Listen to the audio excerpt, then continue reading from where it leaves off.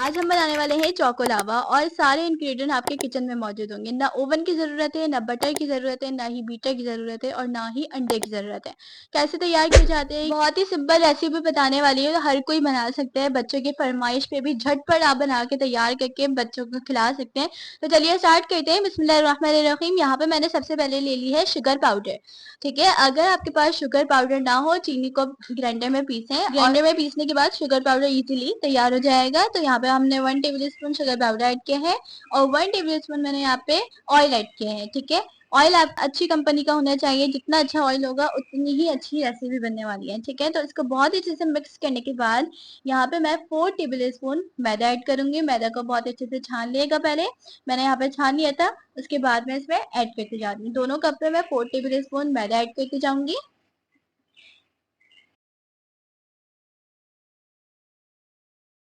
और यहाँ पे मैंने half tablespoon cocoa powder add किया है।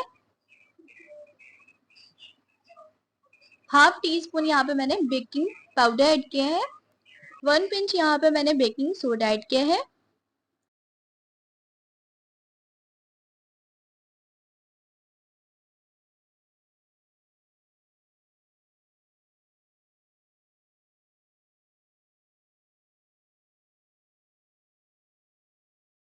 अब यहाँ पे मैं दूध ऐड करती जाऊंगी। 5 टेबल स्पून मैंने यहाँ पे दूध ऐड किया है। ग्रेजुअली ऐड करना है और इसको साथ साथ मिक्स करते जाना है।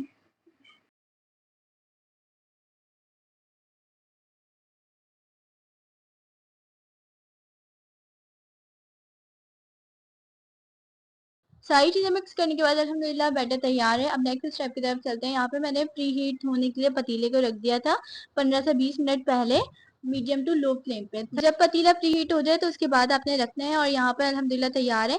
यहाँ पर मैंने ले ली है एक चॉकलेट, इसको मैंने मेल्ट कर लिया है। इसमें हाफ टी स्पून मैंने ऑयल डाला है। ऑयल डालने से ये होगा कि इसमें शाइन आ जाएगी।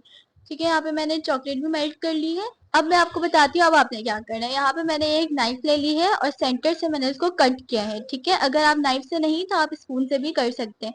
जैसे मेरे पास एक ये 1 टेबल स्पून वाला मेजरिंग स्पून था, मैंने उससे भी आपको करके दिखा दिया।